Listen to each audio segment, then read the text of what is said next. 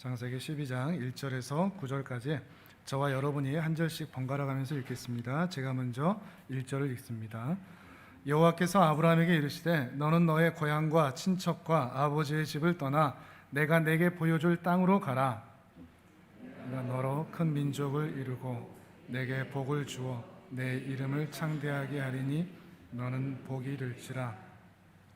너를 축복하는 자에게는 내가 복을 내리고 너를 저주하는 자에게는 내가 저주하리니 땅의 모든 족속이 너로 말미암아 복을 얻을 것이라 하신지라. 아브라함이 여호와의 말씀을 따라갔고 롯도 그와 함께 갔으며 아브라함이 하란을 떠날 때에 75세였더라. 아브라함이 그의 아내 사레와 조카 롯과 하란에서 모은 모든 소유와 얻은 사람들을 이끌고 가나안 땅으로 가려고 떠나서 마침내 가나안 땅에 들어갔더라. 아브라함이 그 땅을 지나 세겜 땅 모래 상수리 나무에 이르니 그때 가나안 사람이 그때 거주하였더라. 여호와께서 아브라함에게 나타나 이르시되 내가 이 땅을 내 자손에게 주리라 하신지라. 자기에게 나타나신 여호와께 그가 그곳에서 제단을 쌓고 베델 동쪽 산으로 옮겨 장막을 치니 서쪽은 베델이요 동쪽은 아이라. 그가 그곳에서 여호와께 제단을 쌓고 여호와의 이름을 부르더니 함께 읽습니다. 점점 남방으로 옮겨갔더라. 아멘. 이제 드디어 믿음의 조상이라고 불리는 아브라함이 등장을 하게 됩니다.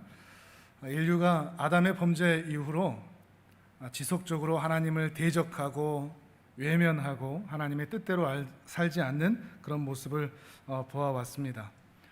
하나님에 의하여 지어진 인간이 하나님의 뜻대로 살지 않고 자기가 원하는 대로 자기가 바라는 대로 살아가고 있으니 부모의 입장에서 자식들이 그러한 모습을 본다고 할 때도 마찬가지겠지만 하나님께서 보시기에 그것은 결코 선하지가 않았습니다. 좋지가 않았습니다.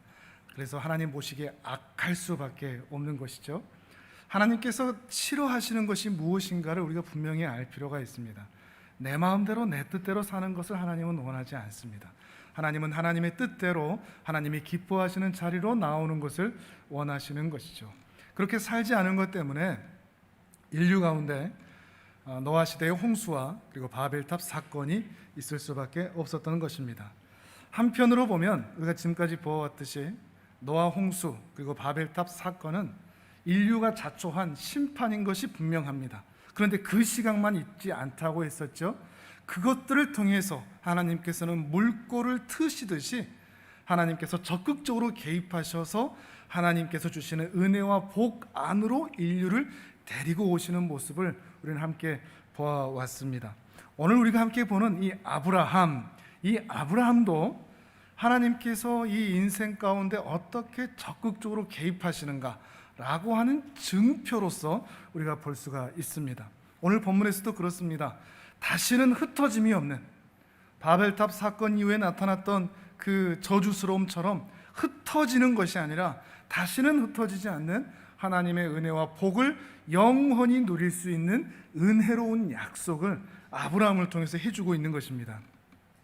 오늘 보면 3절을 같이 한번 읽어보실까요? 어떻게 하면 흩어지지 않는가? 어떤 은혜가 아브라함을 통해서 주어지는가? 12장 3절 시작. 너를 축복하는 자에게는 내가 복을 내리고 너를 저주하는 자에게는 내가 저주하리니 땅의 모든 족속이 너로 말미암아 복을 얻을 것이라 하신지라. 아멘. 이 마지막 구절이 참 요상한 게요. 땅의 모든 족속이 아브라함 너로 인해서 복을 얻는다 그러는데 여기서 이 땅의 모든 족속이 누구를 가리킬까요? 세상 모든 사람들이라고 우리가 생각하기 쉽죠. 그런데 이 땅의 모든 족속은 그냥 우연히 나온 그냥 세상 모든 사람한테 내가 복 준다 하신 게 아니라 바로 그 앞에 사건들과 연결해 보시면 됩니다. 누구를 포함하는 거죠? 하나님을 향하여 화살을 쏘듯 바벨탑을 쏘았던 바로 그 인류를 가리키는 거죠. 그들에게까지 포함된 그 사건을 주도했을 것으로 짐작되는 셈의 후손들, 그리고 함의 그리고 가나안의 후손들, 죄악으로 관영한 땅 가나안 땅에 살게 될 그 7족속에 있는 가나안 족속들을 포함한 그리고 야벳의 후손들까지도 포함한 모든 민족을 말하고 있는 것입니다.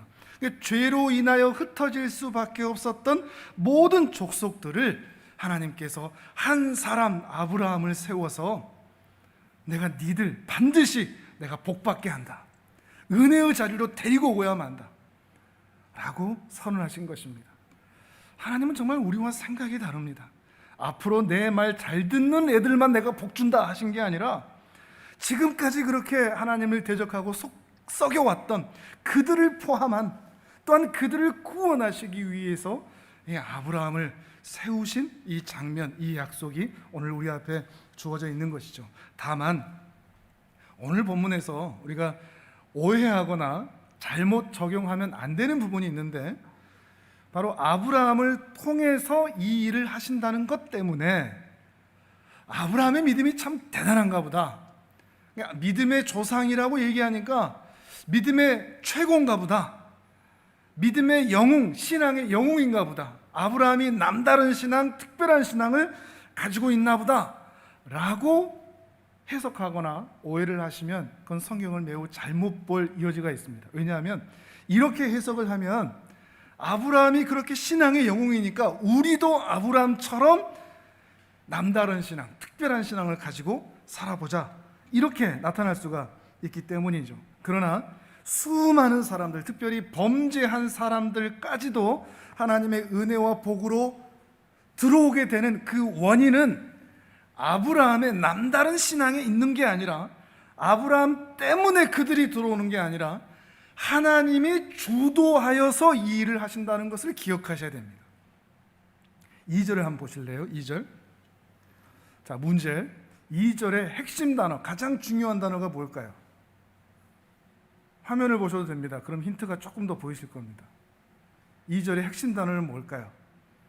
복 받는달까요? 내가입니다. 내가.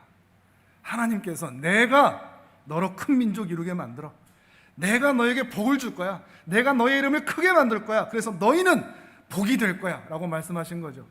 영어로 하면 조금 더 이해하기가 쉽습니다.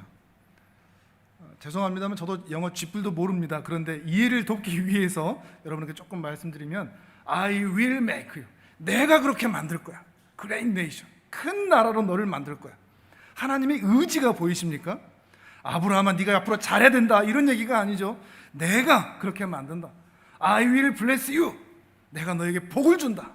I will make your name great, 너의 이름을 크게 만들 것이다. 그래서 복이 되게 할 것이다. 하나님이 하신다는 거죠. 이 역사의 주도는 누가 하신다? 하나님이 하신다. 아브라함의 믿음이 참 대단하다, 이 얘기가 결코 아니라는 것입니다. 하나님이 이루신다는 것이죠. 하나님께서 신약으로 오셔서 신약 백성들에게도 이런 표현을 똑같이 하십니다. 마태복음 말씀도 또 한번 같이 읽어볼까요? 마태복음 4장 19절 같이 읽겠습니다. 시작. 말씀하시되 나를 따라오라, 내가 너희를 사람을 낚는 어부가 되게 하리라 하시니. 아멘. 여기서도 영어가 똑같죠. Follow me, 나 따라와. 그러면 I will make you, 내가 너희를 사람 낚는 어부로 만들고야 만다. 이 제자들 불러갖고 어떻게든 너희 내 이름 먹칠하지 않도록 잘 살아라, 제자가 되라, 어부가 되라, 이렇게 하지 않으셨습니다. 내가 너희를 반드시 그렇게 만들고야 말겠다.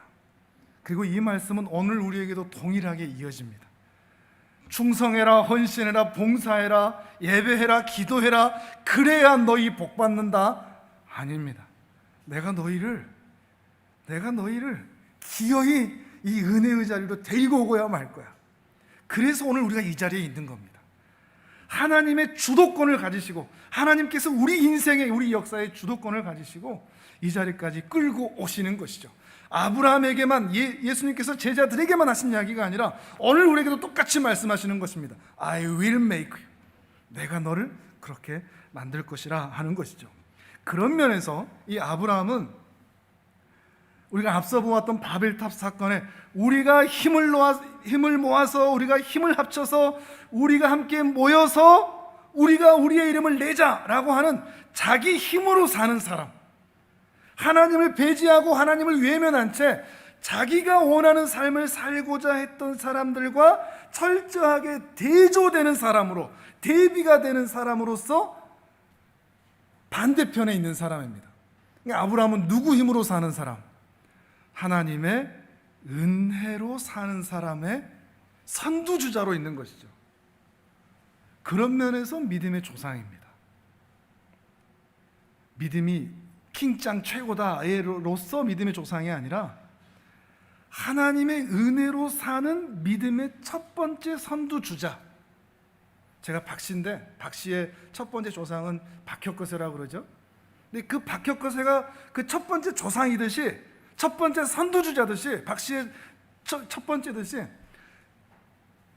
아브라함이 믿음의 조상이라는 것도 이 믿음을 가진 첫 번째 사람이라 이런 의미를 가지고 있는 것입니다.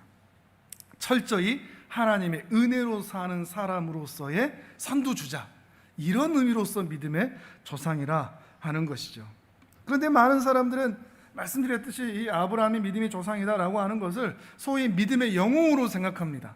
참 믿음이 대단하다. 우리도 그래서 아브라함처럼, 이삭처럼, 야곱처럼, 또는 모세처럼, 또 그 앞에 에녹이나 노아처럼 우리도 살자라고 이야기하는데 결코 그런 의미가 아니라는 것입니다. 그런데 아브라함이 가지고 있는 이 신앙을 본받아서 우리도 신앙의 영웅으로 살자라고 생각하게 되면 이 사람은 금방 교만해질 수밖에 없습니다. 내가 좀 뭔가 기여를 하는 게 생기면 교회에서나 가정에서나 사회에서나 내가 뭔가 좀 헌신하고 봉사하고 또는 헌금을 하고 시간을 들여서 내가 교회 안에 뭔가 좀 만들어 놓은 게 있다 싶으면 그럼 자기 자신도 이런 신앙의 영웅, 나도 이 아브라함처럼 신앙의 영웅이 되어가는 건가? 라고 하는 생각이 들기가 쉽거든요. 여러분은 안 그러신지 모르겠지만 저는 그럽니다. 여러분의 얼굴은 굉장히 거룩해 보이시기 때문에 무슨 말씀하세요? 그러시는 것 같은데 제 안에도 그런 마음이 분명히 있거든요. 조금만 뭐 하나 하면 내가 무슨 신앙의 영웅이나 된 것처럼, 그래서 내가 어떤 기여를 해서 하나님 나라에 어떤 역할을 한 것처럼 생각하기가 쉬운 것이죠. 자신이 뭐라도 되는 것처럼 말이죠. 우리 인간이 그런 것 같습니다. 아주 작은 일에도 우쭐우쭐 들썩들썩, 그래서 우리는 우리의 일을 나팔 불기가 굉장히 쉬운 것이죠. 우리가 이 사실을 늘 기억하고 우리를 드러내지 않도록 늘 주의할 필요가 있는 것 같습니다. 주님이 하십니다. 내가 한 게 아닙니다. 내가 열심히 해서 이 자리까지 온 게 아니고, 내가 열심히 해서 우리 자식들을 키운 게 아니고, 내가 열심히 해서 우리 교회가 커가는 게 아니고, 내가 열심히 해서 우리 사업장이 커가는 게 아니고 오직 주님이 하신 것입니다. 그러니까 누군가 여러분의 옆구리를 쿡 찌르면서 야, 참 대단하세요 라고 얘기할 때 바로 어떤 말이 나와야 되느냐? 저를 따라서 한번 해보시겠습니까? 주님이 하셨습니다. 다시 한번, 주님이 모두 하셨습니다. 이런 마음이 반드시 필요합니다. 주님의 은혜입니다. 저 아무것도 한 게 없습니다. 오직 주님의 은혜입니다.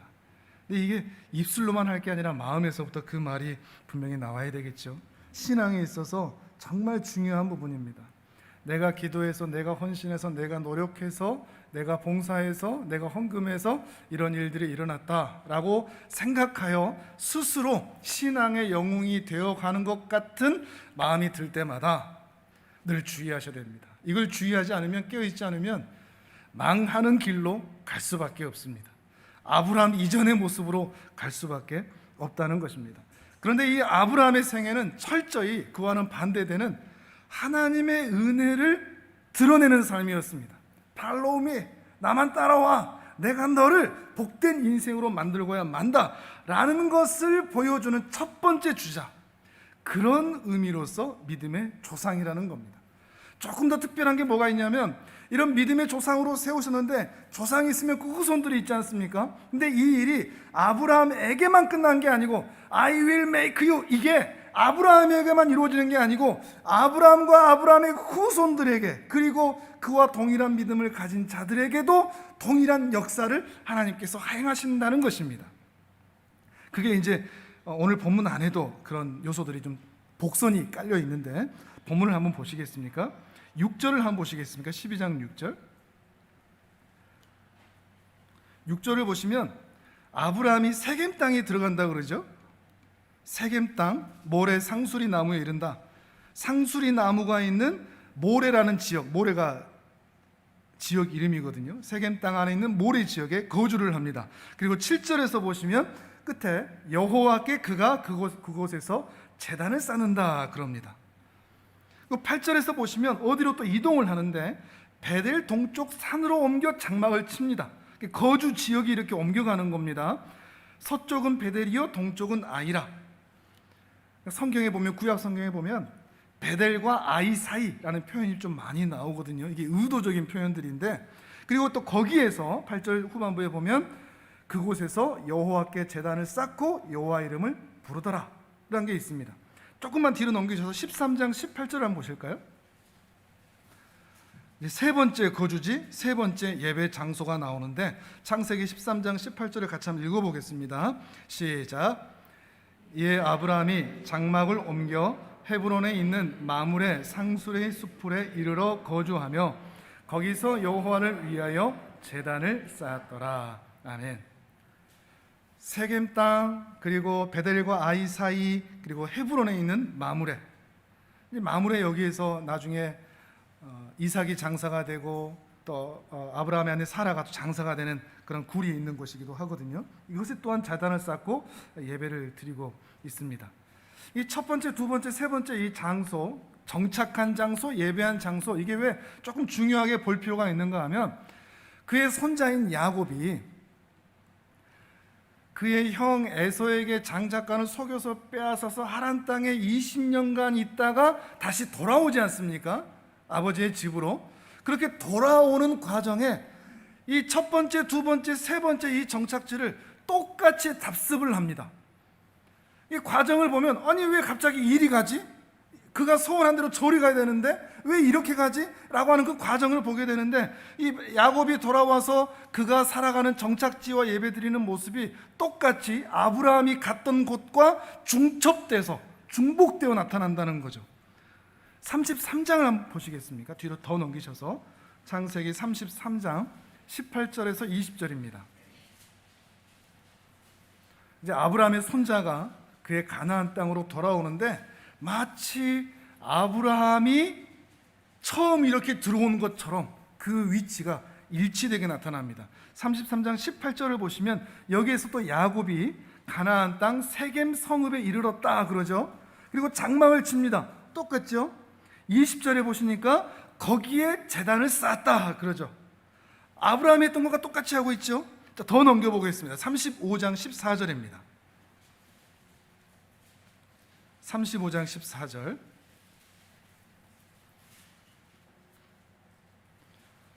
여기에서 또 베델이 나오거든요. 제일 14절과 15절에 14절에서는 전제물을 붓고 또 위에 그 위에 기름을 붓고 예배를 드린단 말이죠. 근데 15절에 보니까 그 장소가 어디죠? 베델이죠. 똑같죠? 더 넘겨보겠습니다. 27절입니다. 35장 27절. 조금만 뒤로 넘기셔서 27절. 27절은 같이 읽어보시죠. 35장 27절 시작. 야곱이 기럇 아르바의 마므레로 가서 그의 아버지 이삭에게 이르렀으니 기럇 아르바는 곧 아브라함과 이삭이 거류하던 헤브론이더라. 아멘. 여기는 이제 제사를 드렸다라는 것은 기록은 이 본문에는 없습니다. 다른 본문에는 또 포함이 되어 있는데 이렇게 중첩돼서 그 지역과 정착했던 지역과 그리고 예배를 드렸던 그 장소가 중복돼서 나타나는 이유가 있습니다. 특별히 야곱이 돌아오면서 이 자리로, 이 정착지로 갔던 이유가 있는 것이죠. 왜 그럴까요? 야곱은 왜 아브라함이 갔던 그 길을 그대로 복습하고 있을까요? 야곱이 형 에서의 장자권을 그토록 빼앗고 싶고 가지고 싶었던 이유와 똑같습니다. 하나님께서 아브라함에게 하셨던 그 약속이 자신의 것이 되기를 간절히 사모하는 것이죠. 그 정착지와 그 예배지를 함께 답습하면서 아브라함에게 하나님께서 약속하셨던 그 일들, 그리고 그 약속의 성취로 아브라함의 삶에 개입하셨던 그 모든 일들이 이제는 누구에게 나타나길 바란다는 거죠? 자기 자신에게. 하나님 나에게도 그 은혜를 주십시오. 그러니까 야곱은 그가 비록 방법은 잘못되어서 야곱이 형 에서를 속였지만 그 안에는 이 하나님의 약속에 대한 간절한 사모함이 있었습니다. 정말 그 약속이 자신의 것이 되기를 바라는 마음으로 살았던 것이죠. 또한 그 자리에 예배를 드렸는데 그 예배를 받으신 하나님인 것을 생각한다면 어떤 의미가 담겨 있겠습니까? 야곱은 그토록 사모하고 하나님은 그 야곱에게 아브라함에게 주셨던 그 약속과 그 약속의 실행을 나도 다 주겠다, 이게 포함되어 있는 거죠. 그러니까 이 말은 아브라함에게만 머물러 있는 약속이 아니라 그의 후손들에게도 동일하게 나타나는 약속이라는 것을 보여주는 것입니다. 쉽게 말하면 아브라함이 복받았으니 그의 후손들도 복을 받을 것이다. 아브라함에게 한 약속들 반드시 그의 후손들에게 이루고야 말 것이다 하는 것이죠. 다시 오늘 본문으로 넘어와 보셔서 12장 2절을 다시 한번 보시겠습니까? 이 말씀이 참 중요합니다. 창세기 12장 2절 같이 한번 읽어보겠습니다. 시작. 내가 너로 큰 민족을 이루고 내게 복을 주어 내 이름을 창대하게 하리니 너는 복이 될지라. 아멘. 하나님께서 반드시 이루신다. 왜 우리가 지금 이 구약의 이 말씀을 함께 보고 있는가 하면 아브라함에게 주어진 약속이 그의 후손에게 주어진다면 그의 후손들의 후손들의 후손들로 믿음의 동일한 본질을 가지고 있는 오늘 우리들에게도 동일하게 나타나지 않겠느냐 하는 것 때문입니다. 지금 아브라함을 통해서 그리고 야곱을 통해서 바로 그 모습을 보여주고 있는 것입니다. 그래서 아브라함이 믿음의 조상이라는 게 중요합니다.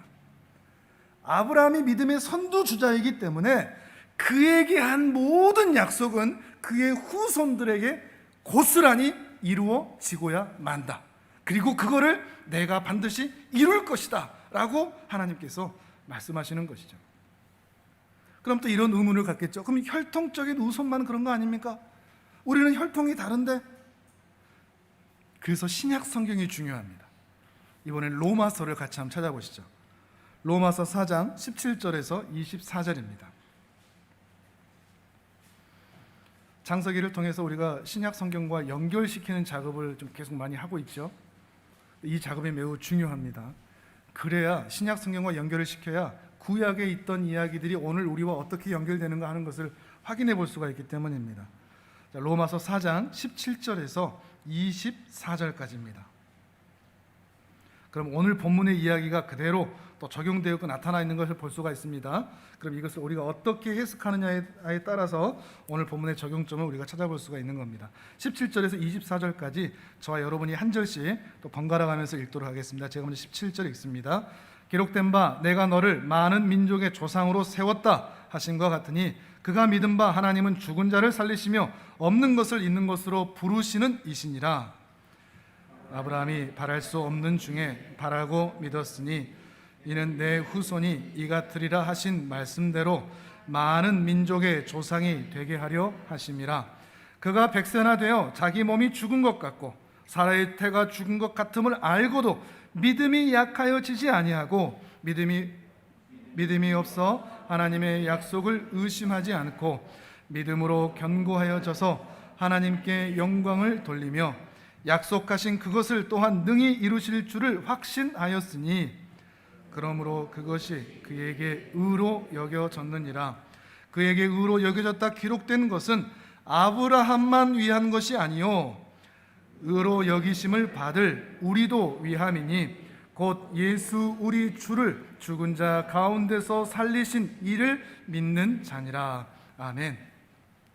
아브라함이 많은 민족의 조상이 되었다라고 얘기를 했습니다. 그런데 로마서 말씀과 같이 연결을 해본다면 앞서 말씀드렸듯이 이 믿음의 조상이라는 것은 아브라함이 신앙의 영웅이다, 그가 남다른 신앙을 가졌다라는 말이 아니라 하나님의 은혜로 이 믿음 안으로 들어온 첫 번째 주자라는 말씀을 드렸죠.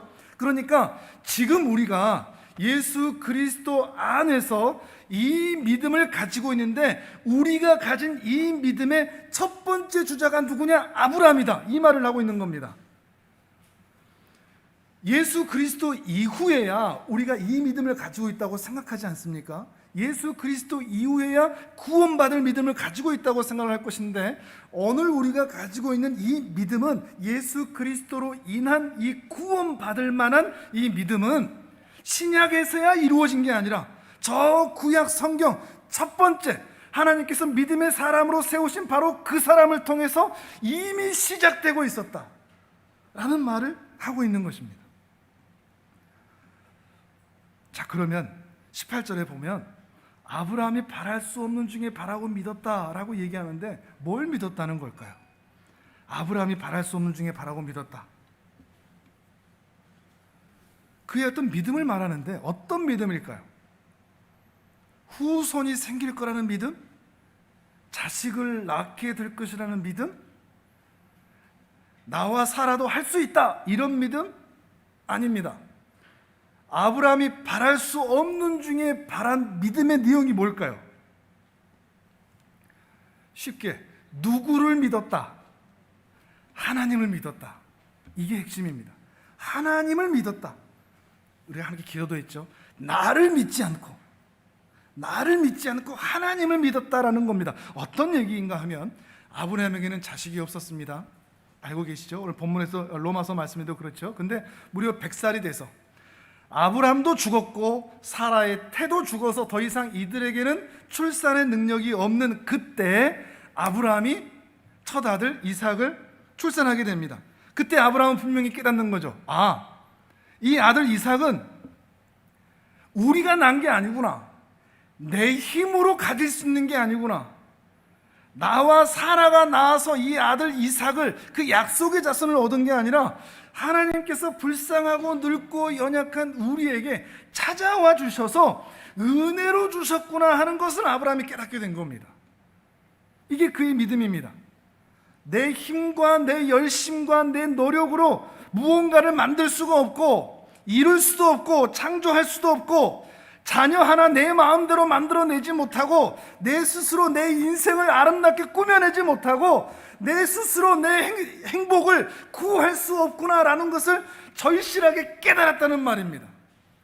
100살에야 아이를 낳았다, 이 말이 아니라 내 힘으로는 결코 행복을 만들어낼 수 없구나. 바벨탑을 쌓던 그 사람들이 가졌던 그 소망이 철저하게 무너지고 하나님만 의지했을 때 내 인생이 복된 길로 나아갈 수 있구나 라고 하는 것을 깨달았을 때, 하나님이 그것을 향해서 믿음이라 라고 말씀하신 것입니다. 그런 의미에서 믿음의 조상, 믿음의 첫 번째 선두주자라는 것이죠. 이것이 우리가 가져야 할 믿음이라는 것입니다. 내 힘으로는 할 수 없다, 오직 하나님의 은혜라라는 것이죠. 우리가 인생을 살면서 왜 우리가 자꾸 실망하고 분노하고 낙심하고 절망하죠? 내 마음대로 안 되기 때문입니다. 내 마음대로 안 되니까 실망을 한 거죠. 내 마음대로 되면 실망할 이유가 없죠. 내 마음대로 되고 있는데 내 마음대로 안 되니까 왜 안 되지 실망하는 거죠. 내 생각대로 안 되니까 분노가 나는 거죠. 아니 왜 이렇게 안 돼? 근데 내 마음대로 인생이 안 된다라는 것을 빨리 깨닫는 게 지혜입니다. 내 마음대로 내 인생이 내 뜻대로 되지 않는다는 것을 받아들이고 인정할 때 우리는 화가 덜 납니다. 어차피 내 인생 내 마음대로 안 돼. 그러면 누구 마음대로 되죠? 그냥 누군가 이 세상 돌아가는 대로 사는 게 아니라 하나님의 뜻대로 은혜대로 이끌어 갈 것이다 라는 것을 받아들이는 거죠. 내 인생 내 마음대로 안 됩니다. 그런데 하나님의 뜻대로 되어가고 있습니다. I will make you, 주께서 말씀하셨거든요. 팔로움이 나만 따라와, 내가 만든다고. 이것을 받아들이는 거죠. 또 저를 따라서 해보실까요? 하나님에게는 다 계획이 있다. 내 마음대로 안 된다고 성질내고 살지 말자. 그 은혜가 있기를 바랍니다. 하나님의 주도하신 그 계획이 우리 인생에 분명히 나타날 것이기 때문입니다. 우리 인생의 정답은 항상 하나님의 은혜를 의지하는 것뿐입니다. 물론 어떤 노력도 필요 없다라는 것이 결코 아닙니다. 뭐 하나님이 다 하시면 우리 뭐 할 것도 없네, 이런 게 아니죠. 우리의 열심과 우리의 노력이 행복을 맺는, 참 행복을 맺는 결실을 맺기 위해서는 하나님을 의지할 때만 가능하다는 것입니다. 하나님을 의지할 때 우리가 한 노력이 하나님 앞에서 복되고 아름답게 나타날 수가 있다는 것입니다. 다시 로마서 본문을 볼까요? 23절 24절 한 번 더 읽어보겠습니다. 23절 24절 4장 시작. 그에게 의로 여겨졌다 기록된 것은 아브라함만 위한 것이 아니요 의로 여기심을 받을 우리도 위함이니 곧 예수 우리 주를 죽은 자 가운데서 살리신 이를 믿는 자니라. 아멘. 아브라함만 위한 게 아니다. 누구를 위함이다? 우리를 위함이다 라고 얘기를 하고 있습니다. 신약에 놓으니 이 아브라함의 이야기가 결국 누구를 향해서 기록되고 있다는 말이죠? 예수 우리 주를 죽은 자 가운데서 살리신 이를 믿는 자들을 위해서 이 말씀을 하고 있다는 것입니다. 그러니까 아브라함에게 일어난 모든 일들은 누구에게도 일어난다. 신약의 오늘 신자에게도 똑같이 일어난다는 것이죠. 이게 연결이 되는 겁니다. 그러니까 아브라함의 생애를 자세히 살피면 살필수록 하나님께서 나한테도 이렇게 하시겠구나 확인할 수가 있습니다. 아브라함이 자기 아내를 루이라고 속였단 말이죠. 거짓말을 했단 말이죠. 이 아브라함 나쁜 놈이거든요. 남편으로서 어떻게 아내를 그렇게 할 수 있겠습니까? 그런데 그 과정에서 보면 하나님께서 기막히게 거짓말은 이 아브라함이 했는데 편은 누구 편을 들어주시느냐? 아브라함 편을 들어주십니다. 거짓말한 놈 편을 들어주십니다. 그게 오늘 우리에게 어떤 의미가 되겠습니까?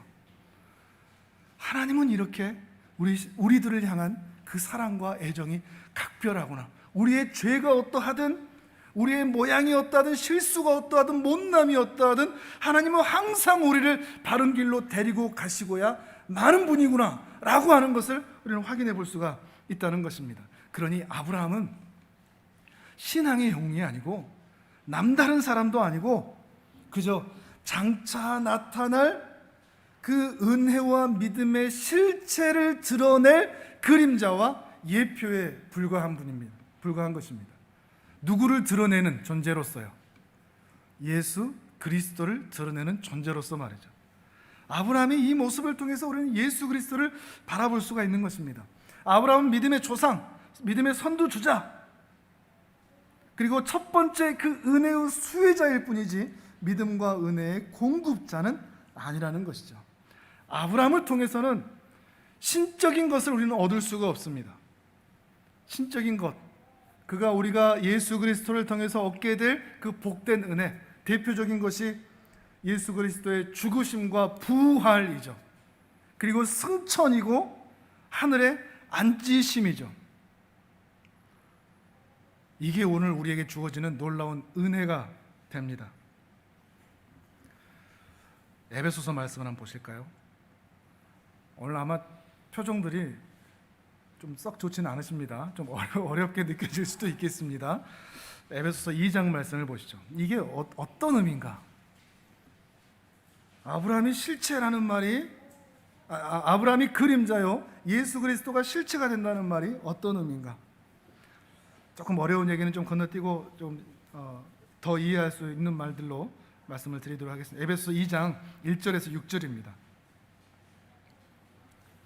2장 1절에서 6절 같이 읽어보시죠. 1절에서 6절까지 1절에서 3절까지 그 4절에서 6절까지가 두 개로 나눠지는데 반전이 있습니다. 어떤 반전이 있는지 한번 보십시오. 1절에서 6절까지를 같이 읽어보겠습니다. 시작. 그는 허물과 죄로 죽었던 너희를 살리셨도다. 그때 너희는 그 가운데서 행하여 이 세상 풍조를 따르고 공중의 권세 잡은 자를 따랐으니 곧 지금 불순종의 아들들 가운데서 역사하는 영이라. 전에는 우리도 다 그 가운데서 우리 육체의 욕심을 따라 지내며 육체와 마음에 원하는 것을 하여 다른 이들과 같이 본질상 진노의 자녀이었더니 긍휼이 풍성하신 하나님이 우리를 사랑하신 그 큰 사랑을 인하여 허물로 죽은 우리를 그리스도와 함께 살리셨고 너희는 은혜로 구원을 받은 것이라. 또 함께 일으키사 그리스도 예수 안에서 함께 하늘에 앉히시니. 아멘. 자, 1절에서 3절까지 우리가 어떤 존재라고 그러죠? 허물과 죄로 죽었던 자들이다. 세상 풍조를 따르는 자들이다. 우리는 불순종의 아들로 있던 자들이다. 육체의 욕심을 따라 지내고 내 마음대로 내가 하고 싶은 대로 살아가던 본질상 하나님의 진노를 받을 수밖에 없는 존재였다. 그런데 기가 막힌, 어쩌면 이해할 수 없는 반전이 있습니다.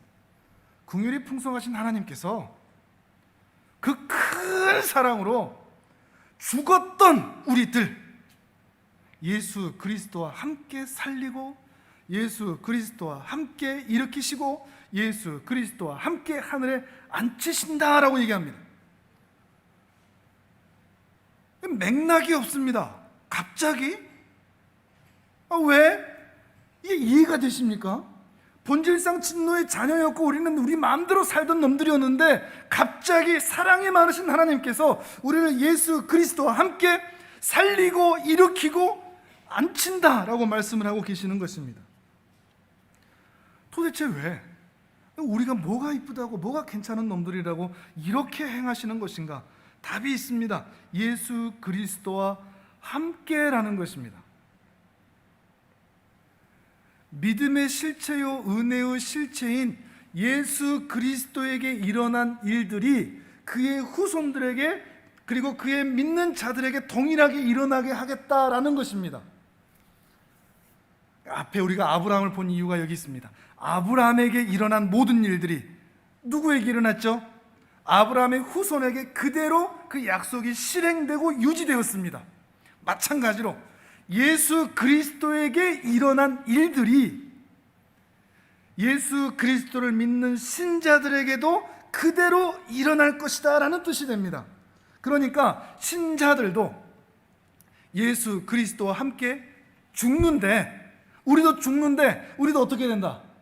다시 살아난다.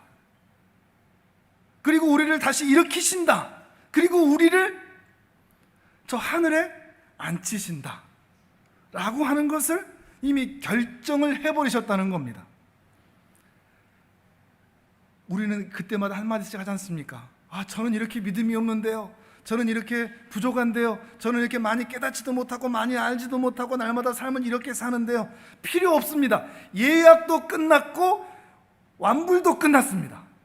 그러니까 우리는 그리스도 예수와 함께라는 이 말 한마디 때문에 아브라함에게 일어났던 일이 야곱에게 일어나고 야곱에게 일어났던 일이 이스라엘에게 일어났듯이 예수 그리스도에게 일어난 모든 일들은 우리에게 그냥 일어나게 된다는 것입니다. 잘났든지 못났든지, 똑똑하든지 미련하든지, 가졌든지 안 가졌든지, 예배 시간에 졸든지, 예배 시간에 이게 무슨 말이야 도저히 이해가 되지 않든지, 그냥 예수 그리스도를 팔로우미 따라가는 자기만 하기만 하다면 그에게는 이 일이 다 그냥 일어난다는 겁니다. 우리는 자꾸만 우리에게서 이 신앙의 근거를 찾거든요. 저는 요즘 술도 마시고 담배도 피고 거짓말도 하고 나쁜 짓도 하고 신앙생활도 제대로 안 하고 예배도 안 드리고 봉사한 것도 없고 헌금하는 것도 없고 헌신하는 것도 없는데 제가 과연 괜찮을까요? 그 영혼이 예수 그리스도를 따르기만 하다면 이 말씀이 그 심령에게도 그대로 이미 이루어졌다는 것입니다. 이것을 믿는 은혜가 있기를 바랍니다. 우리의 신앙은 나의 어떠함에 달려있지 않습니다. 아브라함이 신앙의 영웅일 필요가 없는 것도 그런 의미가 되는 거죠. 우리가 신앙의 영웅일 필요가 없는 것도 마찬가지로 거기에 포함되어 있는 것입니다. 오늘 우리가 아브라함의 수준, 그래서 아내를 루이라고 속이면서 살아가는 그 사기꾼 같은 기질로 오늘을 살아가고 있을지라도, 야곱이 에서를 속이듯이 우리도 세상에서 속이며 살아가고 있을지라도, 이스라엘이 하나님을 대적하며 가나안 땅에서 음란하고 부패하고 우상 숭배하며 살아가고 있을지라도 하나님께서 이들에게 하신 약속을 반드시 이루고야 말듯이 오늘 우리의 삶에서 우리의 모양이 어떠하든지 반드시 이 구원은 완성될 것으로 나타난다 하는 것입니다. 하나님께서 우리에게 말씀하신 아브라함 봐라, 야곱 봐라, 이스라엘 저 봐라, 내가 반드시 구원했지 않느냐, 내가 너희도 반드시 구원을 이룰 것이다 하는 것입니다. 이것을 믿는 게 믿음입니다. 여기 이 믿음이라는 거에 자꾸 여러분의 신앙생활이나 성품이나 여러분의 수준을 끼워 넣지 마십시오. 믿음은 하나님이 하신 일, 예수 그리스도가 하신 일을 믿고 내 구원은 확정되었다, 선언하신 그것을 믿는 거지, 자꾸만 내가 많이 모르고 내가 많이 부족하고 이걸 끼워 넣지 마시라는 겁니다. 사단은 계속해서 우리의 마음에 파고들어서 네 모습을 봐라고 얘기하지만 거기에 넘어가지 마시길 바랍니다. 우리는 하나님을 믿습니다. 우리는 나를 믿지 않습니다. 내 어떠함을 믿지 않습니다. 하나님의 말씀과 하나님의 약속을 믿습니다. 그러니 여러분의 구원은 이미 이루어졌습니다. 다만 여러분이 예수 그리스도 안에만 계시다면 말이죠. 팔로우미 말씀하시는 그 주님께 뒤따라 가고자 하신다면 말이죠. 그렇다면 여러분을 향한 하나님의 약속은 취소되거나 변개되지 않습니다. 사라지지 않습니다. 왜냐하면 하나님은 신실하시거든요. 하나님은 우리에게 충성하시거든요. 하나님은 우리 같지가 않거든요. 긍휼이 많으시거든요. 한 번 실수하고, 아니 혹 100번 실패한다고 할지라도 우리를 버리는 분이 아니시거든요. 끝까지 우리를 붙잡으시는 분이시거든요.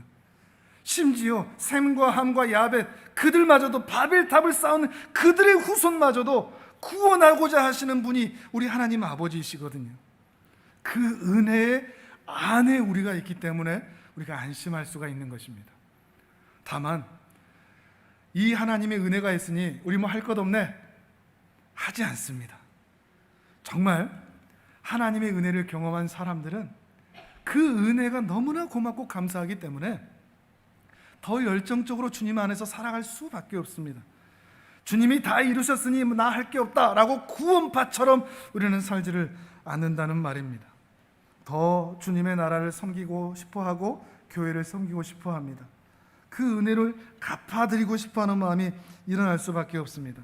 세상에 나아가서도 더 성실하고 더 근면하고 더 정직하게 살아가고 싶어하는 마음을 갖게 됩니다. 그래서 이 땅에서 개미처럼 성실하게 살아가다가 언젠가 다시 오실 우리 주님을 기다리며 기대하며 고대하며 살아가게 되는 것입니다. 오늘 이 말씀을 통해서 여러분 한 가지만 기억하셨으면 좋겠습니다. 우리 생애는 우리의 노력과 우리의 열심에 달려있지 않다. 하나님의 은혜에 내 생애와 나의 구원이 달려있다.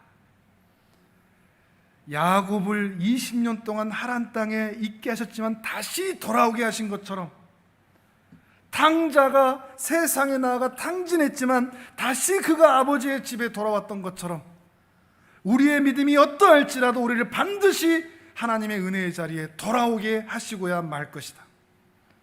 그리고 여러분의 자녀들 혹 세상에 나아가 세상 길로 빠져 있다고 할지라도 그 자녀들 반드시 돌아오게 하실 줄을 믿습니다. 그걸 믿으시길 바랍니다. 하나님의 일하심을 믿기 때문이죠. 하나님이 역사하실 것을 믿기 때문이죠. 그러니 이러한 하나님의 일하심에 대한 믿음이 있다면 여러분 이제 삶에서 더욱더 용기를 가지셔도 됩니다. 담대하셔도 됩니다. 하나님이 책임지신다니까 우리 담대하게 살 수가 있는 것입니다. 다만 지난 수요 기도에도 말씀을 드렸듯이 이 용기는, 이 담대함은 제가 여러분한테 빌려드릴 수 있는 게 아닙니다. 제가 여러분을 사랑하지만 제가 여러분께 이 용기와 이 담대함과 이 믿음을 꿔드릴 수가 없습니다.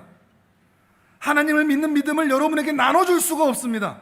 여러분 각자가 이 믿음을 사모하셔야 됩니다. 야곱이 그렇게 돌아오는 길에 아브라함의 정착지와 그 예배지를 쫓아 내려갔던 것처럼 여러분도 이 은혜와 이 믿음을, 이 담대함을 사모하면서 하나님께 구하셔야 됩니다. 주님, 내게도 믿음을 주소서, 내게도 용기를 주소서, 담대함을 주소서, 내게도 은혜를 베풀어 주소서. 그렇게 사모하는 자에게 만족하도록 부어주시는 분이 또한 우리 아버지이십니다. 그러니 스스로 신앙의 영웅이라 자만하지도 말고, 스스로 신앙의 실패자라 자책하지도 말고, 하나님이 주신 은혜와 그 은혜의 신실함을 믿어 이 세상에서 용기를 내어 담대히 살아내시는 우리 귀한 하나님의 사람들 되시기를 주님의 이름으로 축복합니다. 아멘.